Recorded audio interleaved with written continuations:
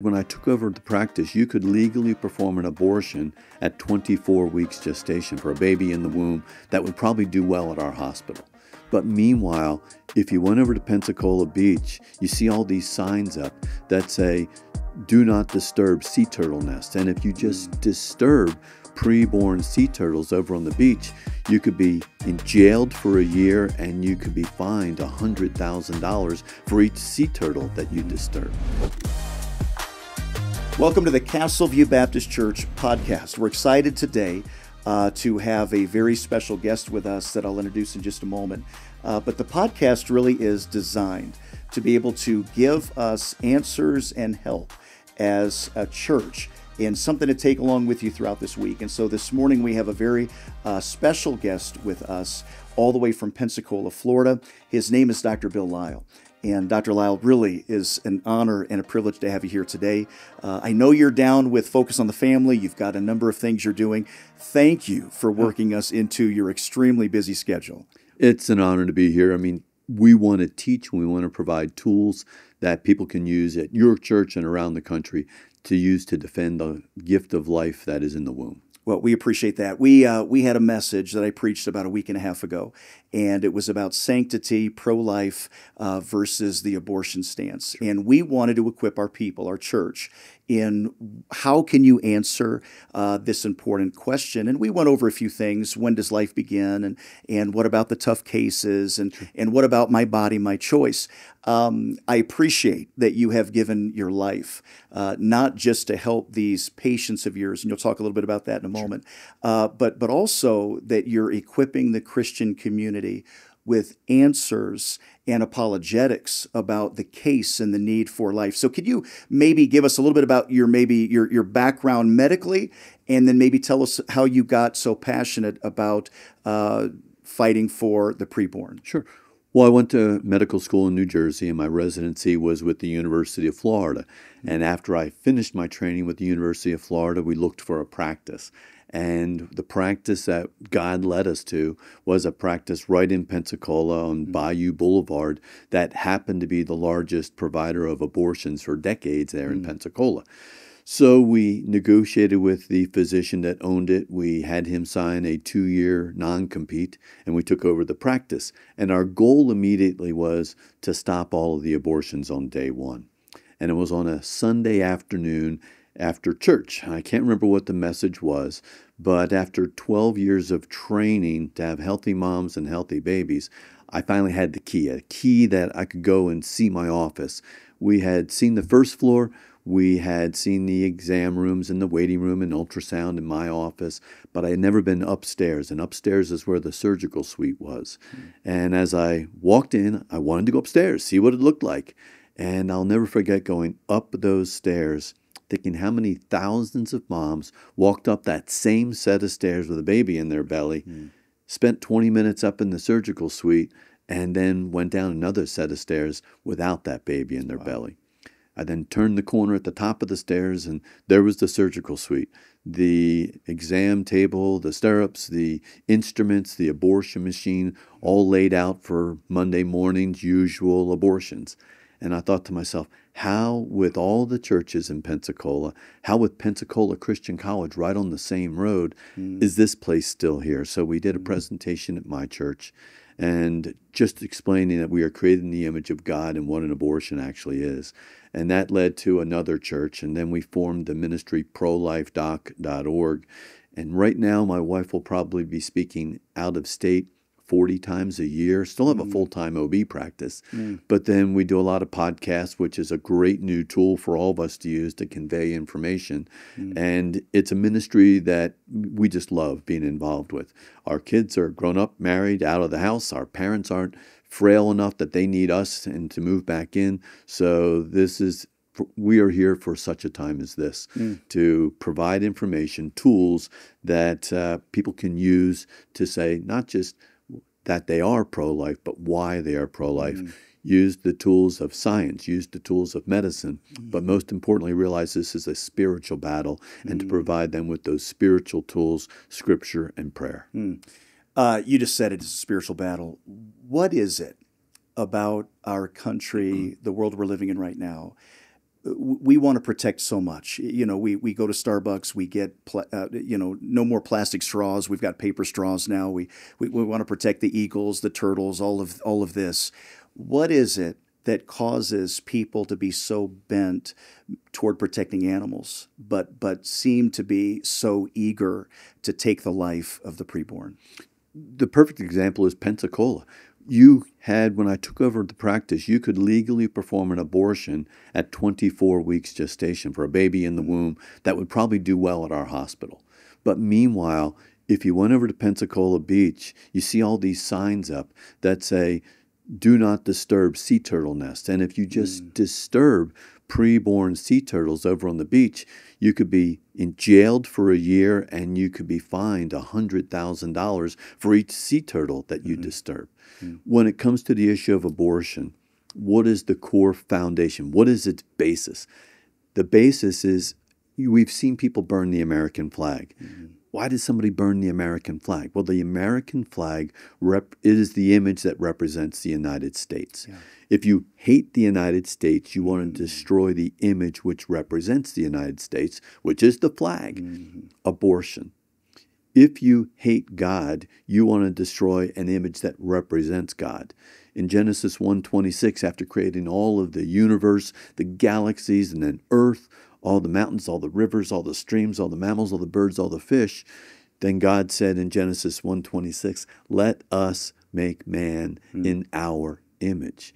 So from the moment of conception, that tiny little baby reflects the image of God. So out of a hatred towards God, evil will want to attack the image of God. And so that's the basis of abortion. So if the basis is a hatred for God, then we can use science, we can use legislation, we can use medicine, but our most effective tool is going to be Scripture, prayer, and the gospel.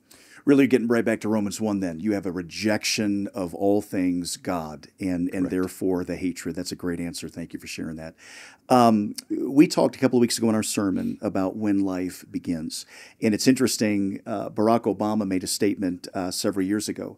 He said that to make that determination was above his pay grade. And by the way, I agree with that. There was someone else that made that determination in my belief, and that was Almighty God.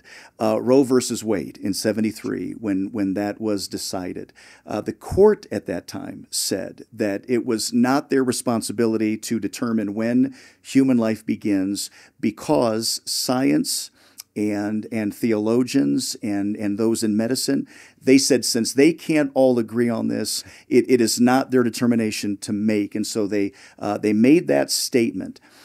Can you tell us at this stage, 50 years after Roe versus Wade, does medical science have a consensus at this point, a leaning of when life begins? Yeah. And it's not just when life begins.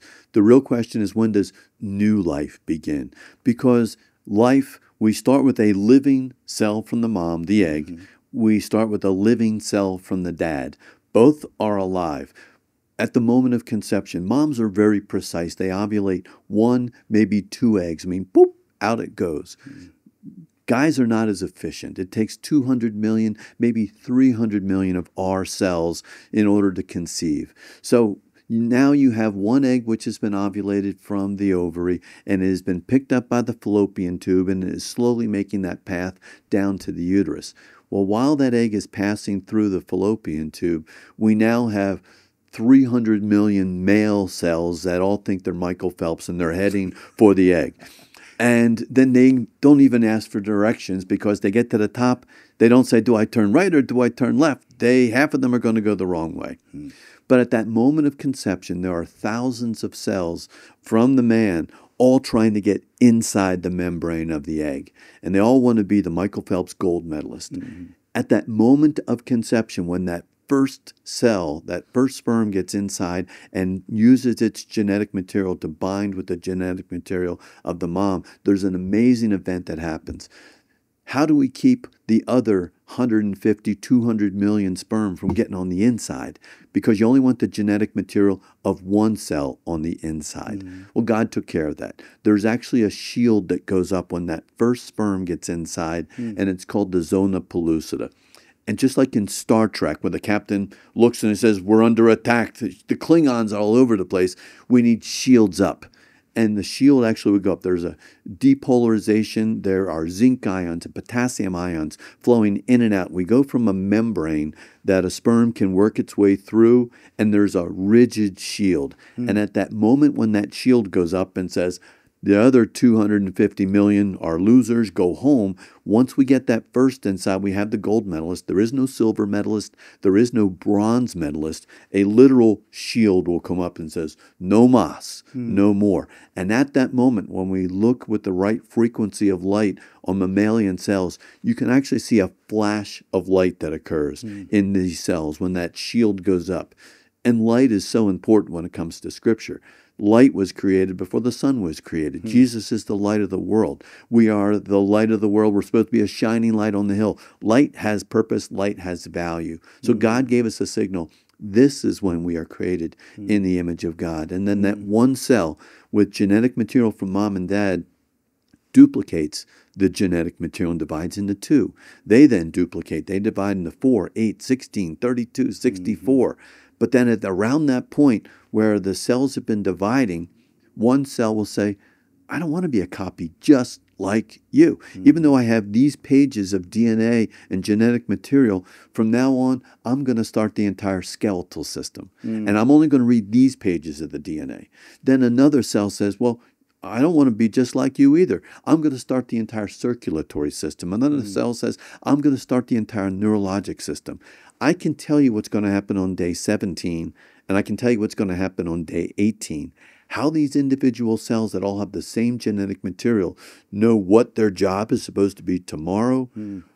It's called cell differentiation. We understand what's going to happen. How? That's because there's an almighty creator, an almighty God who designed it this way, and we just are observing and learning the process, but that's an amazing thing. So from that moment of conception, even from one cell, that baby is genetically unique from the mom, genetically unique from the dad, genetically unique from the other 8 billion people on the planet. In fact, moms and babies, not only half the time do they have different genders from that moment of conception, but moms and babies can even have different blood types. In fact, there are conditions where because mom is one blood type and the baby is another blood type, mom can actually attack the baby and send antibodies, and sometimes we have to do blood transfusions for these babies. Mom's blood and baby's blood does not mix. Babies have their own supply, and the mom has their supply. It's the miracle of that junction of the placenta to the mom that allows everything the baby needs comes to the baby. Everything the baby needs to get rid of as far as waste goes to the mom, but the blood does not interact. I've heard of that, the light that happens at fertilization. Is there a scientific reason for that? Is there an explanation for it? It's the electrons, the electrons from the zinc and the potassium going in and out of that cell membrane to make a rigid wall. And we remember back in basic chemistry, you could mix chemicals together and you could change colors. You could make heat. You could make cold, from different things. So it's part of that chemical process when that shield, that zona pellucida goes up, that with all these electrolytes flowing back and forth, when you look with the right frequency of light, there is a flash of light. Interesting. We don't base our beliefs on science, obviously. But as medical science continues to move forward, it seems that more and more things that used to be believed to disprove the Bible actually prove the Bible over and over again. Is there a consensus among the science community that life begins at conception? Is that becoming more and more? I know years ago it was frowned upon, that belief, but it seems that more and more that is becoming common belief. Scientifically, yes, there's a consensus that new life begins at that moment of conception. Look at in vitro fertilization. We can actually use micromanipulators in cases with infertility where we can hold on to the one cell egg and we can actually inject the head, the genetic material from one sperm cell to the inside. And that's the moment when new life begins. The question is, when does that new life have value? Because even with in vitro fertilization, there's a high rate of loss. We have frozen embryos that are in cryogenic storage that have been there for decades. And we can then thaw them out and transfer them into the inside. But our bioethics is behind where our science is. We now have 1.5 million frozen embryos. There are actually cases where you can, if you are a couple and you can't afford in vitro fertilization, but you want to have a child, you can actually adopt frozen embryos through a ministry called Snowflake, legally adopt them. There have been custody battles between couples that have gone through in vitro fertilization, had frozen embryos, but now they're getting divorced. And one partner will say, well, these embryos I want to have destroyed. We're no longer married. And one other partner might say, these are my children. I want these children. There's actually a custody battle between a couple, man and a woman, who were married and they had frozen embryos, and tragically they died in a car accident. There's now a custody battle between the grandparents of these frozen embryos because they want their progeny to have life. There have been battles even as far as military, where a military person might be killed over in a battle in Afghanistan, but he and his wife had frozen embryos. And the wife might not want to use those frozen embryos that she had with her husband, who's now passed away, but you'll have the grandparents saying, those are my grandkids. So if we can have legal custody battles over embryos that are only 5 to 6 days along when they are frozen, then this has value, this has life, and we need to incorporate and appreciate that. It's amazing. That's something that I don't think I've ever thought about before. But if you say and believe that life begins at conception, fertilization, then you've got some ethical questions and maybe some dilemmas that have outpaced maybe some of the things that we have come to believe at this point. Science more and more backs the idea that life begins at conception. What does the Bible say about it? As a believer, that would be our foundation, whether or not any scientist agreed with us or not. But what does the Bible say about life beginning, when life begins, when life has value? Well, of course, Genesis 1:26, God said, let us make man in our image, and that's at that moment of conception. But then you look at Jeremiah 1:5, where God is telling, Jeremiah was having a bad day, and God is telling Jeremiah how he knew him, while he was still in his mother's womb. We see in Psalms how, God knit us together in our mother's womb. And when you knit something, if you talk to anybody who knits or sews, they don't just sit down there with a ball of yarn and a couple of needles and just start knitting and see what comes out. Am I making a sweater or am I making a scarf? No, there's planning that goes into that. Whether you are cutting out fabric in a pattern and then cutting it and then sewing it, that's all part of the process of making a dress. Or if you're making a scarf or making a sweater, very different. You had to plan that ahead of time. So God knew who we were going to be, knew how we were going to serve, his kingdom. Even the psalmist said, how we were, created there in the image of God. And the psalmist realized that, yes, he was a sinner when he was born, but he was also a sinner from the time his mother conceived him. Well, if we are conceived with a sin nature, then not just born with a sin nature, but then we look in Romans 5:8, how God sent his son, Jesus lived a perfect life, gave his life, was dead for 3 days, then conquered death, rose again for all sinners, does that amazing thing for all sinners. But that's not just us as adults when we recognize we're sinners. We were conceived at that moment of conception with a sin nature. So God, Jesus did all of that for all sinners. That includes the preborn out of love. So if we look at that love for the preborn, then we have a duty to defend and save the lives of those same preborn, because we need to mimic that image of love that God had for us at that stage. And we believe that all life has value, that God created, you just mentioned Psalm 139, fearfully and wonderfully made. We believe that God has a purpose for every person. We have a woman in our church right now that because of the advance of sonograms, ultrasounds, you can tell when there's going to be many times a deformity or handicap, And we have a mom in our church that because the baby was going to have a cleft lip, that the doctor was encouraging her to abort the baby at that time. But we would look at that and say, no, all life has value. We have a son that has brachial plexus injury. You've delivered 4,000 babies. 5,000 now. 5,000 now. He has very limited use of his left arm and hand. And I look at him now, and God has given him abilities that I don't have, and a way to understand people, work with people. He's very gifted with encouraging, helping, coming alongside of relationships, all of that. And to deprive the world of some of these individuals, you look at it and say, no, even with a deformity or some kind of challenge, God has given them incredible value. And so that leads us into this whole idea of, what about these hard cases of deformity? What would you say to somebody that like this mom in our church, that would say, well, the doctor encouraged us to have an abortion because of this potential deformity? Number one, none of us are perfect. And when we are created in the image of God, it's not that this caught God off guard. It's not that God had no idea that the sperm that was going to fertilize that egg would produce something chromosomally genetically different. Did God get surprised because all of a sudden we have a baby that has 3 chromosome 21s and has Down syndrome? No, God knew exactly what was going on.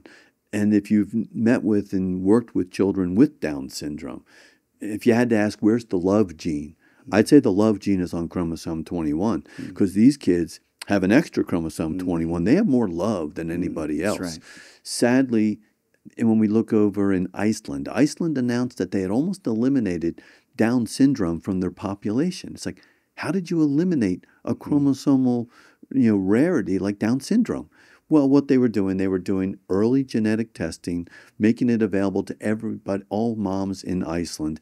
And there's a test called a panorama test, or cell-free DNA, where 7 weeks after conception, we can actually just take a simple blood test from the mom's vein in her arm.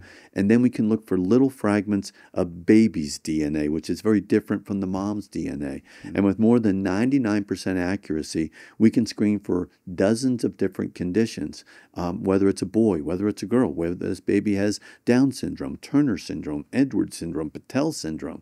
But it doesn't mean that we get this information and then we abort that baby. This is somebody still created in the image of God. God wasn't caught surprised at this. And so this is an opportunity for us to inform the parents, to let them know. And there's so many support groups. We had a mom who was diagnosed with a baby with Down syndrome. She got involved with a support group of parents with babies with Down syndrome. And they gave her such comfort and relief that they weren't going to be learning this on their own, but they were going to learn from other people. And these kids are great functional members of society. Anybody who's worked with the Special Olympics or other events like this knows there is a lot of joy. And God forbid, like Iceland, we start aborting babies that are a little bit different. There's so many conditions that we can screen for and that we know what are going to happen. And you have to think, well, if we're going to be aborting these babies in the womb, there are actually people who say that if by the error of the obstetrician the baby was born with, say, cleft palate, and they weren't informed that the baby had cleft lip or cleft palate, there are people who say that parents should have maybe a 30-day window where they could humanely euthanize this child because it's a little bit different. Well, if we stand back and say it's horrible, you can't, euthanize a baby just because it's different after it's born. Well, that value has to apply to that same baby who's inside, who we now treat as a patient surgically in the womb. They have value on the outside, they have value on the inside, and we're all a little bit different. I mean, what if you find a gene that's going to mean that, well, my son's going to be bald, my son's not going to have hair. Do we want to, abort all the babies that are going to be bald when they get older? No. Sure. But there are other challenging cases, and I know we're going to discuss those. Sure. And it's interesting, there are places now, there are countries that have euthanized not just inconvenient children, but now inconvenient older seniors. That's where that line of thinking goes, doesn't it? Sure. We look up in Canada, they have what's called the MAID program, Medical Assistance in Dying, MAID. And it started off that, well, we're just going to have medical assistance in dying when people are at end-stage cancer, and we don't want that to hurt. But then it's progressed beyond that. Now, even people who have depression, have anxiety, things that we can treat with medications and with therapy, they're now candidates for medical assistance in dying. God forbid that society would actually allow and provide technology for allow somebody to take their own life when we can treat these people. Even when people have cancer and lots of pain, we still have ways that we can manage that pain. And God forbid that society doesn't value that life. But we're seeing this in European countries where you can actually sign up for a pod, which you will get into that pod, and then that pod will take your life. And just because you do it where there's no pain involved, that's not humanity. Humanity is that person on the inside. And I don't want to be part of a medical society. And we need to change that because physicians up in Canada who don't refer people for medical assistance in dying can actually lose their license and be penalized because they didn't tell them, hey, we can send you over. They can even have, you can set up a party in Canada where you can have your family and friends, and the people that will give the IV medication will then come and just have a send-off. That's like showing up for both the execution and the funeral all at the same time. That's organized by the state. And it's just evil. It's an attack on the image of God at a whole nother level. Sure. So we talked about deformity, the potential of that. What about the hard case of rape? Because I understand there is a trauma with that. And sometimes you'll have politicians or people will make arguments for the exception. And once they get in with the exception, now it becomes the rule. What would you say? That no question that rape is wicked and wrong and traumatic. What would you say to somebody that is going through that would like to abort the baby, or what would you say about that topic? Sure. First, investigate. Let's get all the information and then let's prosecute to the fullest extent of the law. I mean, I have 2 daughters, and I know what my level of anger would be if that had happened. Number 2, once you've investigated and you have all that information, now we have to support this mom.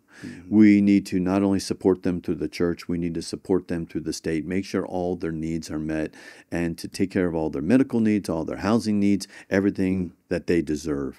But then we also have to realize we don't punish a child because of the sins of the father.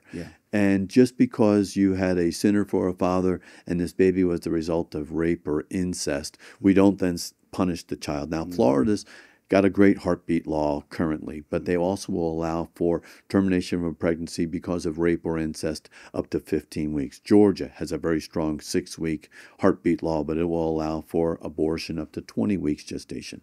I'm completely against that. Support the moms, absolutely, throughout the entire pregnancy, and then even after the pregnancy. But then we also have over 1 million couples who are seeking adoption. They're looking to adopt children. And for whatever reason, they haven't been blessed with fertility. They might not be able to afford in vitro fertilization, or maybe it just did not work for them. We have moms and dads who are traveling to foreign lands desperately trying to adopt children. Well, if the child is a product of rape or incest, which we agree is horrible, it's not a crime of passion. This is a crime of violence and assault. Right. And we have to appreciate that. But we have so many people who would say, I will love this child. I will care for this child. And we need to match those two together. So prosecute fullest extent of the law, but we have to meet the needs of these moms. But we don't punish a child because of the abhorrent sins of the father. Sure. The soul that sinneth, it shall die. Exodus. Amen. We actually have a family right now coming back from India that has just adopted a little girl. You mentioned the church needs to be a part of the solution here. And I think sometimes it's easy to talk about being pro-life and, hey, we want to encourage moms to have these children. But sometimes the church isn't there on the other side and they're left alone. How can a church member or a church help these moms not just make a decision, but now post-delivery? It needs to come from the pulpit. I mean, that's the role of the pastor, to be the shepherd, to teach. And it's an important role. number one has to be the gospel coming from the pulpit, but number two has got to be the issue of life. We have allowed 64 million babies created in the image of God to be killed here in the United States. That's every man, woman, and child in California, every man, woman, and child in the state of Florida.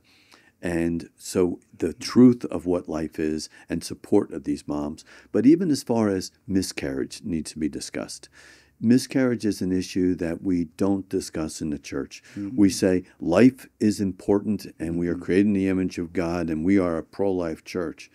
But sometimes if a mom tragically delivers her baby and the baby passes away 4 weeks later, the church does the role of the church. They are providing meals, they are providing support, they're sending notes that we need to pray, and we're praying for you, what can we do for you? And we do a great job with that. 20% of all pregnancies will result in miscarriage for whatever reason. My wife and I had 2 miscarriages, then we had our daughter Sydney, had another miscarriage, then we had our daughter Emmy, then we had a 4th miscarriage. And what you see is that the church does not function as a church even when it comes to the issue of miscarriage. So if we're going to, we had miscarriages and we didn't get calls and it was publicly known, we didn't get cards. We got comments afterwards, well, at least you know you can get pregnant. How comforting is that? It's not. Or after we'd had our first child and then we had another miscarriage, well, at least you have one child. That hurts. So we need to understand that if we're going to pour out the love of Jesus and meet the needs of these moms and dads, when they have a loss of a child after delivery, we need to pour out that love on the, when the child dies on the inside as well. Also, a lot of women, if 20% of all women have had some sort of a miscarriage, well, there are a lot of women in our church. And so many times the moms who had a miscarriage, and they don't discuss it with their friends and the other ladies in the church, don't realize that a lot of the people that they're sitting there in Sunday school with or that they're having coffee with, they've been through the same thing. They just don't discuss it. So it's something that's so common, but our response needs to be the same, whether a baby dies on the inside from a miscarriage or a baby dies shortly after delivery. I think sometimes people feel like you have to say something, but they don't know what to say. And so they say something that's insensitive. They don't know what to say, and so they feel like they've got to kind of charge through something. And it would just be so much better to be there. Hey, I love you. I'm praying for you. I'm here. Bring a meal, a card, a note, whatever. But just that presence, I think, does make a huge difference. I read somewhere that only 7% of women that have had abortions have actually went to their church for counsel about it or to talk to somebody about it. Why do you think that is? Because of the situation a lot of those pregnancies occurred in. They know that the church is preaching, and they might have had true love waits talks, during when they were in high school, that sex is for after marriage, and they're embarrassed, a lot of times from the situation that revolved around the pregnancy, and they don't know how the church is going to be responding to them. Will I be faced with condemnation, or will I be faced with acceptance? We know Lifeway did a survey with CareNet years ago, and between 18 and 24% of all the members of our churches, men and women, because every pregnancy involves a guy along with the woman, 18 to 24% of all people in our churches have personally been involved with an abortion. I was at a conference, a men's conference, because we want to train up our men who are given the duty of being defenders and protectors. And I was given the opportunity to speak at a men's conference, and we discussed abortion and how it was wrong from the idea, but also how there is forgiveness and redemption. And I had a gentleman come up to me afterwards, and he said, "Hey, when we're all finished, can I have some time with you?" I said, "Absolutely, sure." And I knew where it was probably going. And he said, "You showed a picture of the practice that you took over in 1999. He said, "I know that building. I know the inside of that building." He says, "It was a couple of years before you took it over. My daughter was 17. She had already been accepted to the University of Alabama. She came up to me and she goes, 'Daddy, I need your help.'" He said, "Sure, what can I do?" She said, "I don't know what to do. I'm pregnant." And he said, totally caught me off guard, and I was surprised. He said, "I'd never heard a message on abortion from the pulpit. I didn't know what resources were available. I just knew my job was supposed to be a supportive dad." And he said, what can I do to help you? And she goes, well, I'm already accepted to the University of Alabama. I can't see how I can go off to college with a baby. She goes, I think I need to have an abortion. And he just wanted to be a supportive dad. So he said, whatever you think. He said, we can do that. He said, I drove her to what ended up being your practice. He says, we went inside. She was under 18, so I had to first sign a consent form. And we didn't swipe credit cards back then. He said, we wrote checks. He said, I got out my checkbook. I wrote $300 on the amount, and I signed that, and I handed it over to them. He says, all I remember was going to a room and having an ultrasound done. And he says, all I can remember was a black circle and something flickering in the middle, right there, and that was the baby's heartbeat.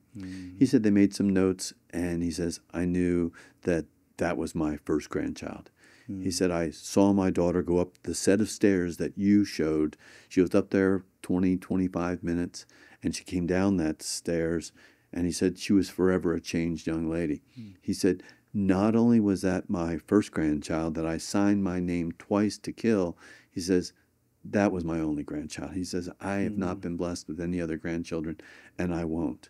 He said, for over 25 years, I've sat in church, and this has been such a horrible black spot, that I didn't even want to discuss it. I didn't even want to think about it. He says, I'm a saved man. He says, I'm bought with the blood of Jesus, and I know that sin is covered. But he says, I just couldn't take it before God. I said, it was so dirty that I didn't even want to say, God, I messed up. He said, for the first time when you were talking, he said, I realized that it was wrong, but that is something that's covered by the blood of Jesus Christ and through the gospel.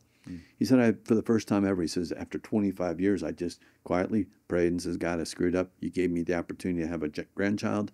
I should have defended not only my daughter, but I should have defended my grandchild. And as a result, thank you for covering that sin, but I recognize and I'm just asking for forgiveness. He said, why did I sit for 25 years in those pulpits every Sunday morning, every Sunday night in those pews, every Wednesday? He says, for 25 years, I could never take that sin to God and just say, I was wrong, and please forgive me. He said, why did I have to hear a gynecologist talking about the gift of salvation that I know was covered? So we need to be discussing this from the pulpit. People need to understand that abortion is wrong, but that we are all sinners saved by grace.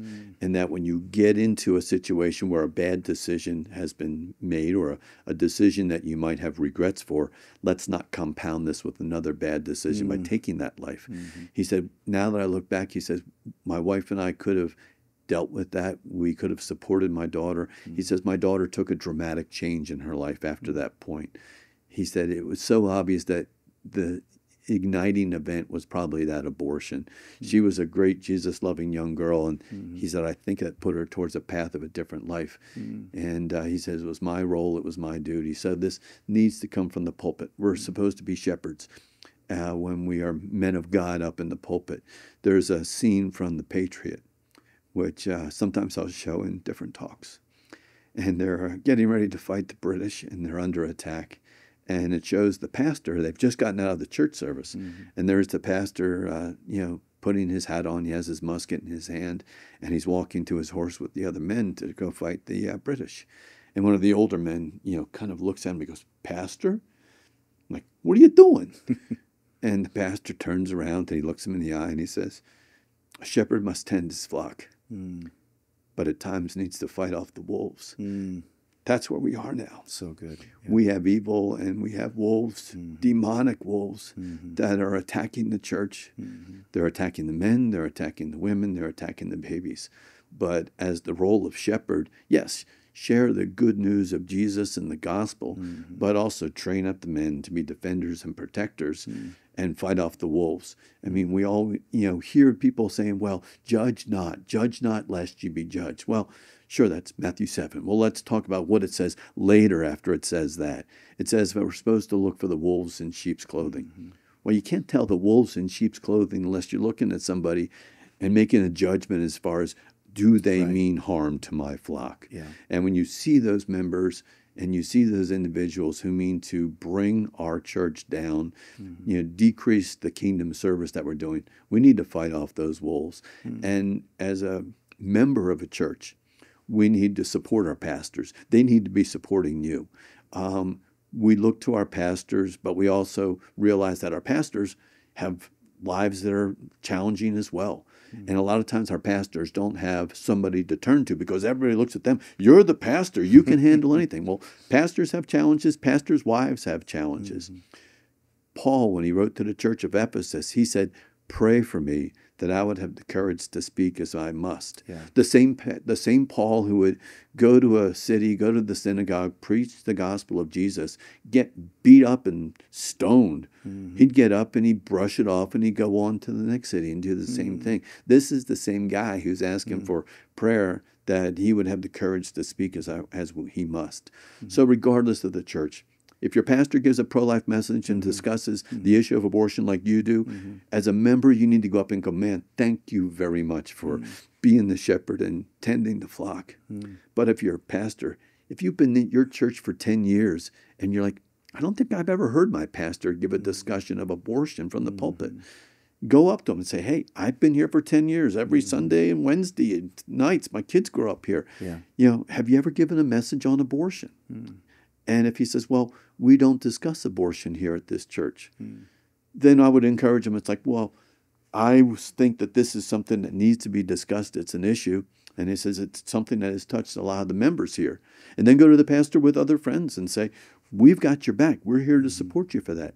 And if your pastor says, no, we don't discuss abortion here at this church, then I'd have to think, is this the congregation that God wants me to be worshiping in, tithing to, and raising my children? Should I be here or should I leave? And if you do choose to leave, let the pastor know and say, hey, I loved X, Y, and Z what you do with this church, but this is an issue that is tearing our country apart. And it really puts the fate of the nation. When you look in Judges 3, 4, 5, and 6, did God love the children of Israel? Sure, they were his chosen people. But when you read through those chapters, verse by verse, you'll see over and over again, the children of Israel did evil in the sight of the Lord.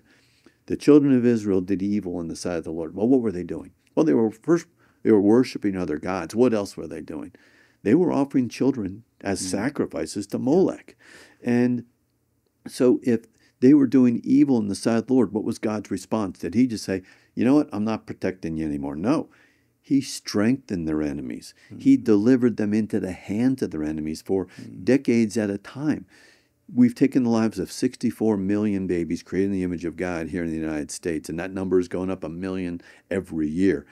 Would that meet the criteria of doing evil in the sight of the Lord? Yes. Are we a blessed nation? Sure, we are blessed beyond belief compared to the rest of the world when we were founded on Judeo-Christian values. But does God have a responsibility to protect us? No. He might strengthen our enemies. He might deliver us into the hand of our enemies. We're not just fighting when it comes to the issue of abortion for that individual life and that individual baby in the womb. We are really fighting for the nation that our kids will grow up in and that our grandchildren will grow up in.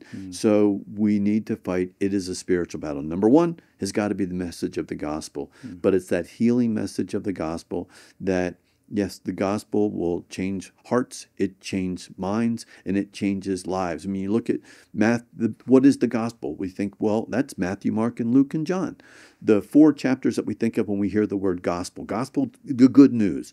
The message of God loving us enough, he sent his son, lived a perfect life, gave his life for us on the cross, was dead for 3 days, conquered the grave, and rose again. We put our trust in him. We can spend eternity with him.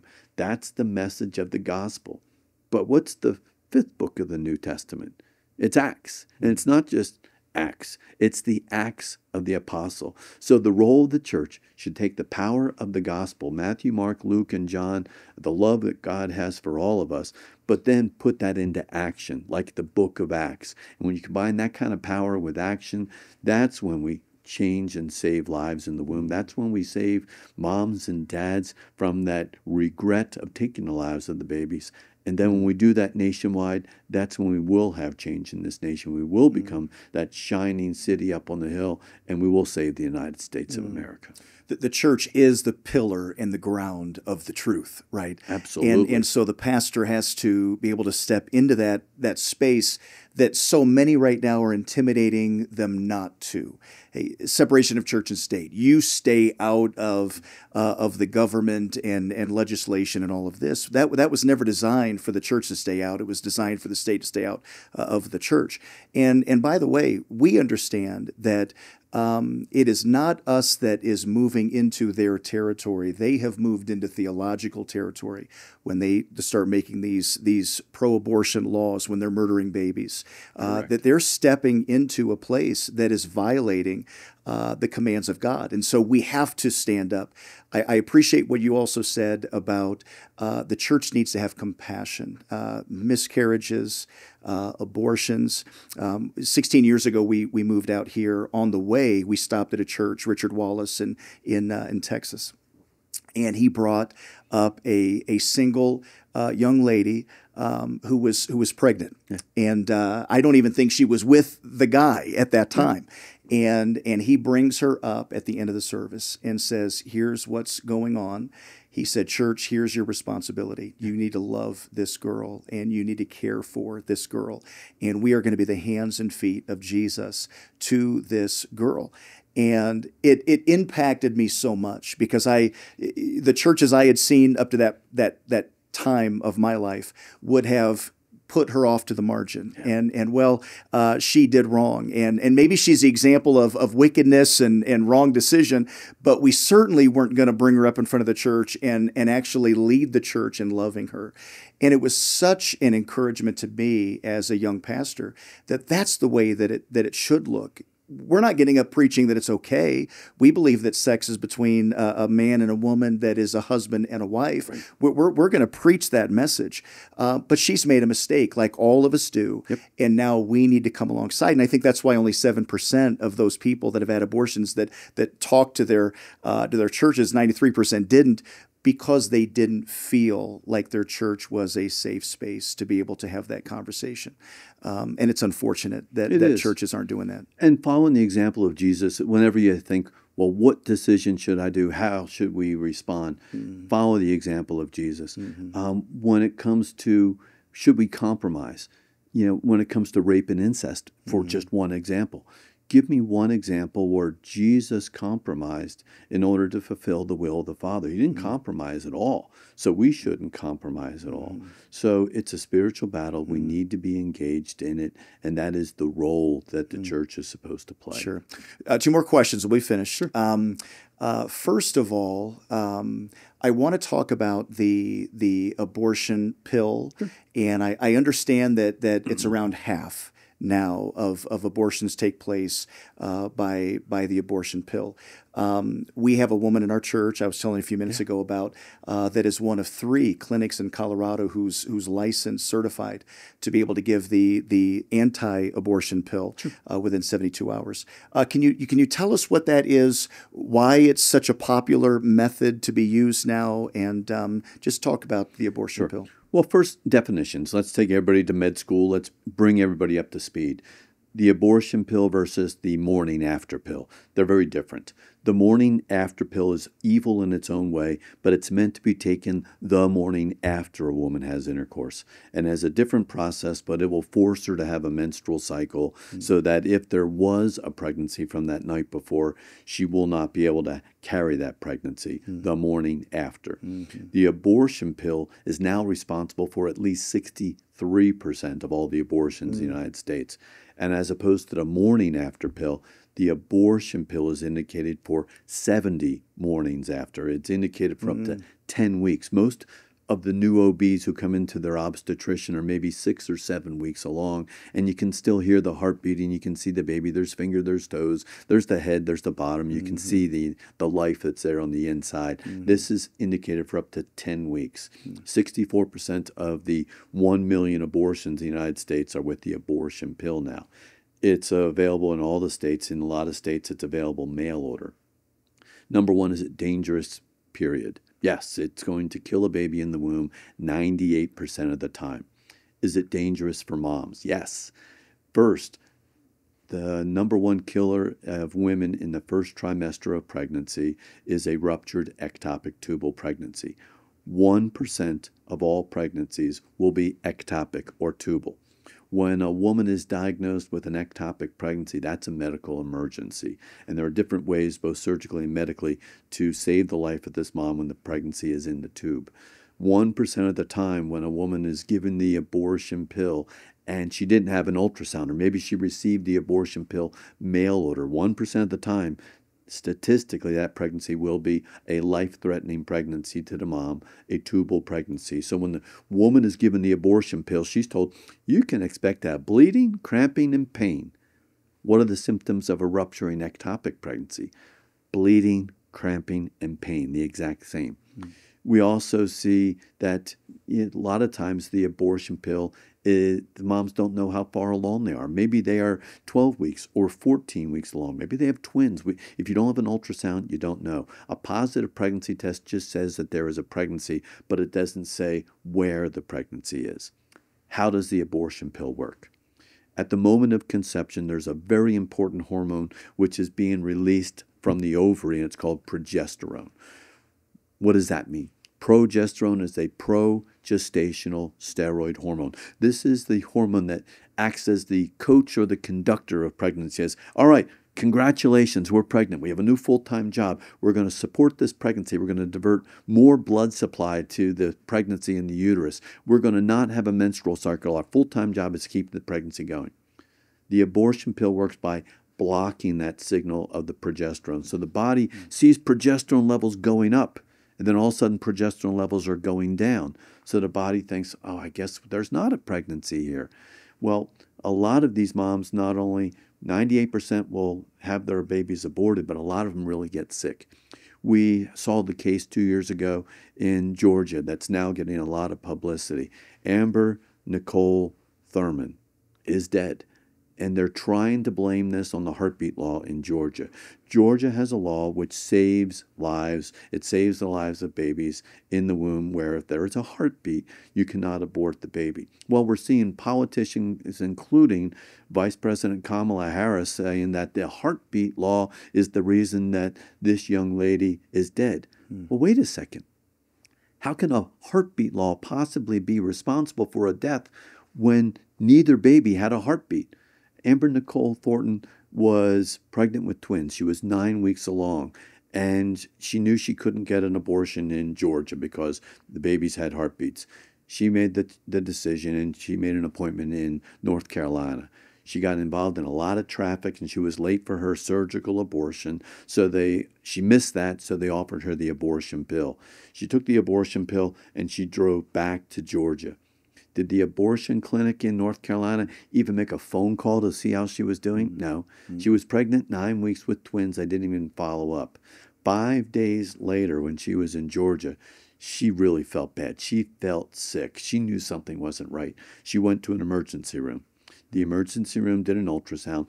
Neither of these babies had a heartbeat. They consulted an OB/GYN, and they told her, look, this girl took the abortion pill, but we don't have a heartbeat on either of these babies. She seems like she's really sick. She's septic. The pregnancies have died, but they're still there on the inside. He gave orders for her to be admitted, and then he started on some IV antibiotics. The standard of care would have been IV antibiotics and a D&C to remove that pregnancy on the inside. It wasn't until 20 hours later, after she'd shown up at the hospital, that he finally saw that she was really sick. Not only did she have a fever, she was septic, her uterus was infected, and they had started her own medicines to even try to get her blood pressure up to keep her perfusing her organs. They went on the inside to do the surgery, and they realized that they were probably going to have to do a hysterectomy, but then they got inside, and they realized she was beyond that the infection had actually involved the bowel, and the bowel was dead. Sadly, Amber Nicole Thornton died there on the operating room. Well, the news reports are all saying that she's dead because of the heartbeat law. No, she's not dead because of the heartbeat law. The heartbeat law saves lives. She's dead because of the abortion pill, which stopped the lives of the babies, but then they stayed there on the inside. They were dead. They were necrotic. She developed an infection. The heartbeat law saves lives. Physicians, when they are involved with a miscarriage or an ectopic pregnancy, in any of the states with heartbeat laws, they are not delayed in any way. If the mom's physical health is threatened, they don't even have to go to a committee. They can act that day. Amber Nicole Thornton is dead because of the abortion pill. So now that we have over 600,000 babies dying from the abortion pill, which is available mail order, there was another girl who passed away. She got the abortion pill mailed to her from India. So it's coming across our borders, just like drugs are coming across the southern border. If we aren't having all this fentanyl coming over illegally, of course, the abortion pill is coming over without, reference or process also as well. But when we have the abortion pill, over 600,000 people are taking that to abort the baby each year. A lot of people have regrets. I mean, when we are with audiences, one I'll ask them is, ask the guys, have you ever said anything to your wife that you regret? Yeah, we all do. I mean, and ask the wives, has your husband ever said anything that he should regret? Yeah, of course he does. We all have done things, said things that we regret. They look in there part of our past. The same thing is true with women with abortion.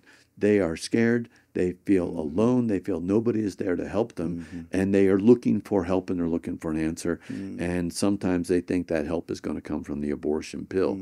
So they get a hold of the abortion pill. But a lot of them have immediate regrets. When we can actually reverse the effect of the abortion pill safely for mom, safely for the baby.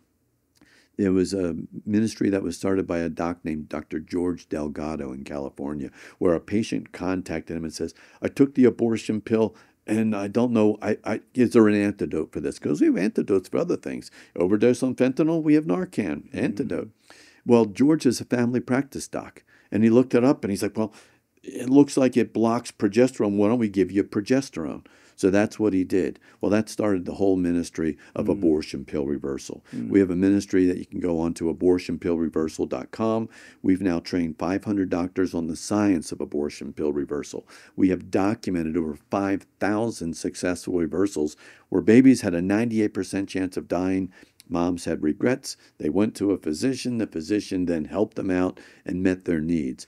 So we've had over 5,000 reversals. I've attempted to reverse it 19 times. We've been successful 15 out of those 19 times. And I've had the privilege of delivering a lot of those babies. I mean, I've delivered 5,000 babies, triplets, quadruplets, a lot of babies.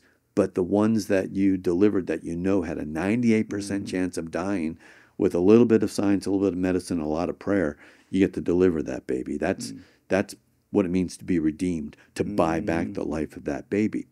But the abortion pill is dangerous for the moms. It's dangerous for the babies. When moms realize they made a bad decision, yes, we can help them. They can call our toll-free number. We have a team of nurses up in Columbus, Ohio, which will take that information. They'll ask you what's your first name, what's your last name, past medical history, food allergies, medicine allergies, first day of your last menstrual period, and they will team you up with a pro-life physician that is geographically close to you, and we'll do our best. We have about a 60 to 65% success rate in reversing the effect of the abortion pill.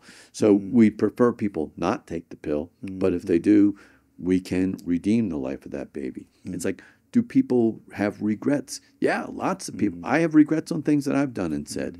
One of the best examples is actually in California. We know that the Golden Gate Bridge is sadly the place where over 2,000 people have chosen to end their lives and commit suicide. And there was a psychologist who realized that there were about 23 people that we know of who jumped off the Golden Gate Bridge, but by some miracle survived. They hit the water, they swam to shore, they were fished out by the Coast Guard or some fishermen. And so she found out that a lot of those people who had jumped off the Golden Gate Bridge had survived. And so as a psychologist, she wants to run them down. She wants to interview them. What was going through your head? And what she found was very consistent. Of the 23 people who jumped off the Golden Gate Bridge and yet survived, they said, nobody loved me. Nobody cared for me. Nobody was there to meet my needs. I felt like I just couldn't handle this. I walked out onto the Golden Gate Bridge.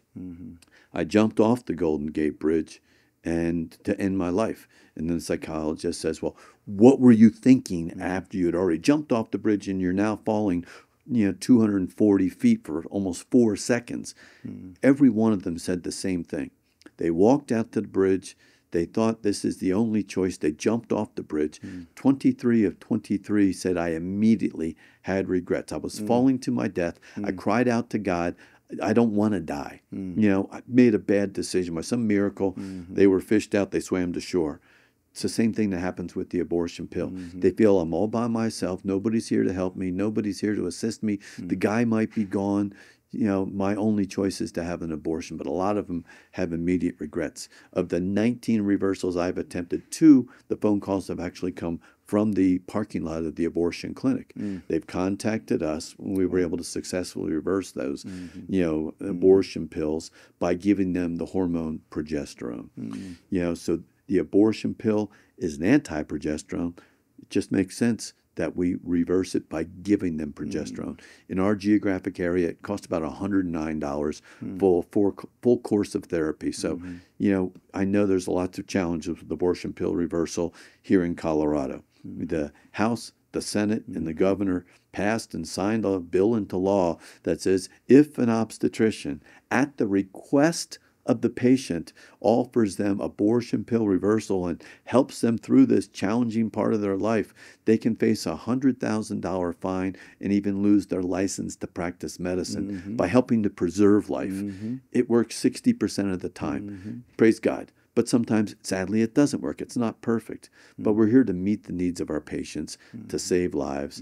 And if a patient comes to me and they've overdosed, they made a bad decision, and they've taken fentanyl, and they're in the emergency room, we're not going to say, no, you took fentanyl, that's your fault. No, we're going to offer them Narcan to save their lives. Mom makes a bad decision and she regrets it. It's my duty as a physician to meet her needs and do everything we can to safely reverse. We have healthy moms and healthy babies. 5,000 babies are now alive that would not have. I just got a picture recently of one of my first reversals in a pink and purple outfit with a cute little backpack starting kindergarten in Mobile, Alabama. She would not be alive today if it hadn't been for her mom having regrets and us being available to her to offer redemption from that bad decision. Yeah. We have, I was telling you about a woman in our church, Chelsea Minnick, has started the Castle Rock Women's Health Clinic, and she's been able to give the reversal pill several times. This past Saturday, we had a birthday party several of our church members went to. And by the way, our church helped buy an ultrasound machine. And you talk about the regret. And oftentimes when you see that baby inside your womb, it's not a blob. It's not just a glob of cells. It's a baby. And they'll see that, and immediately they want to keep that baby. They see that.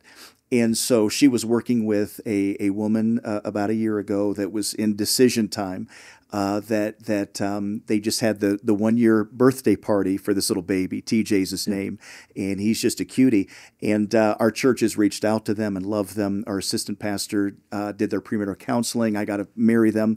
The man trusted Christ through this process. Just a wonderful redemption story that you're talking about right now. And our church has embraced them. And they feel that, and I think that's what you're talking about a few minutes ago, that the church has got to lead the way in loving people, having a voice, showing compassion, and yet being that truth center that this is what the Bible says.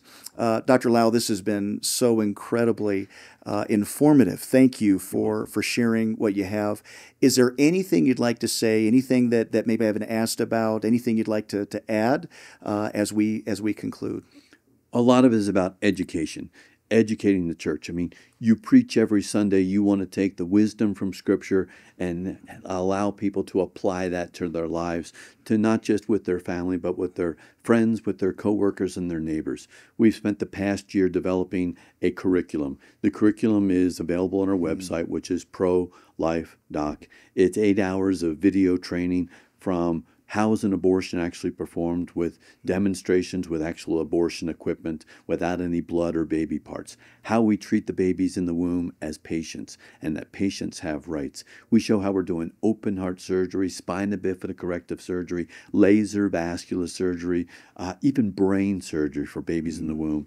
A patient is a person, no matter how small. But we go through the politics of abortion. And so really giving people tools. We talk about the abortion pill and abortion pill reversal. So we want to equip the church. It's a great tool to use in Sunday school or in homeschooling or in a private school. So it's a tool that they can use to get the knowledge and the information to engage in this spiritual battle. And chapter 8 is probably one of my favorites. Amazing animations of surgery for babies in the womb. But chapter 8 goes verse by verse on why the church needs to engage in the battle for life, that we're created in the image of God at the moment of conception, and that abortion is an attack on that image of God. And we need to engage in this battle. Because did we see members of the characters in the Bible getting involved in political issues? Sure. We saw Moses, who went up to Pharaoh and said, "Let my people go." Yeah.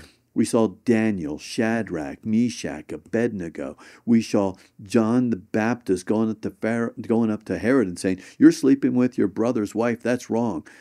Paul, involved in politics. Jesus, involved in politics as well. So we have plenty of examples of where we have a duty to follow the examples of the leaders in the scriptures, and even to follow the example of Jesus himself, to lead with love, but also to fight evil, defend good, and to share the message of the gospel, because that's what the role of the church and us as believers should be, to serve our Lord.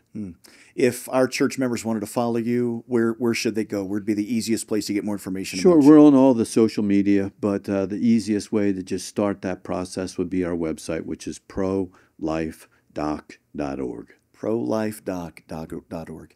Thank you for your time today. We really appreciate all the insights you gave. I love the passion that you spoke with here today, and I appreciate the help that you've been to our church. And Castleview Baptist Church, I want to encourage you. You've got people you can share this with, maybe a family member, friends, somebody that you feel like this would be a help to. Take it to your social media, share it, and we want to be that pillar and ground of truth that God calls us to be. Thanks for listening and taking the time to join us today.